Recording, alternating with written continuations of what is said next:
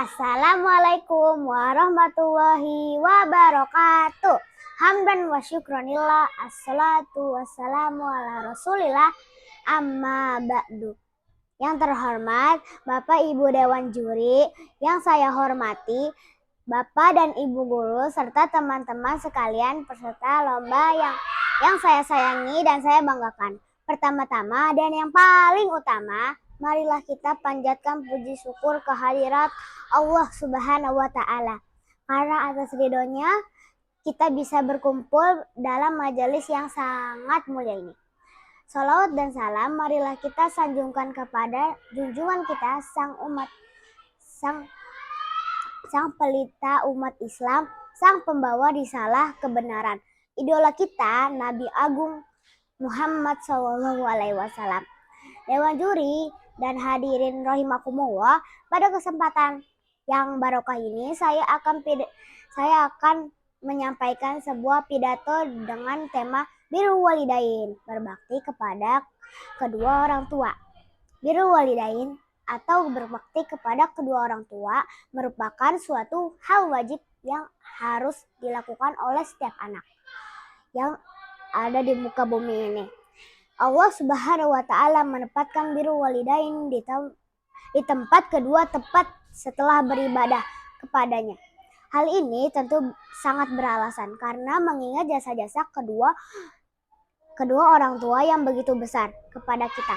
Ibu adalah orang yang berjasa dalam mengandung, merawat, membimbing, dan mendidik kita, sehingga kita bisa menjadi manusia yang bisa berdiri tegak seperti sekarang ini.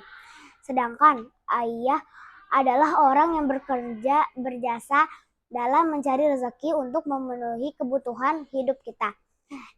Dari pagi hingga malam, tak kenal lelah ia bekerja. Allah Subhanahu wa Ta'ala menyuruh kepada setiap manusia untuk berbakti kepada kedua orang tua, terutama kepada ibu. Pernah ada seorang sahabat yang pernah mendatangi Rasulullah dan bertanya, "Wahai Rasul, siapakah yang harus aku hormati?"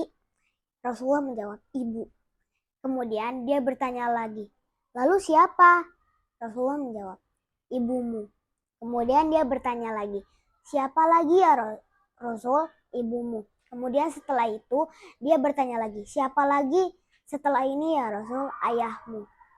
Dari hadis ini kita bisa melihat dengan jelas bahwa ibu adalah orang yang penting dan tinggi yang harus kita hormati dalam derajat yang paling tinggi. Seperti penggalan syair ini. "Hai manusia, hormati ibumu yang melahirkan dan membesarkanmu, darah dagingmu dari air susunya, jiwa ragamu dari kasih sayangnya." Ibu adalah orang yang telah mengandung kita selama 9 bulan 10 hari. Segala jerih payah ia lakukan demi kita, sehingga kita bisa dilahirkan dan menikmati keindahan dunia ini. Dewan juri hadirin yang berbahagia, di dalam Al-Quran banyak sekali kalam-kalam Allah yang mengatur tentang kewajiban seorang anak untuk berbakti kepada kedua orang tua.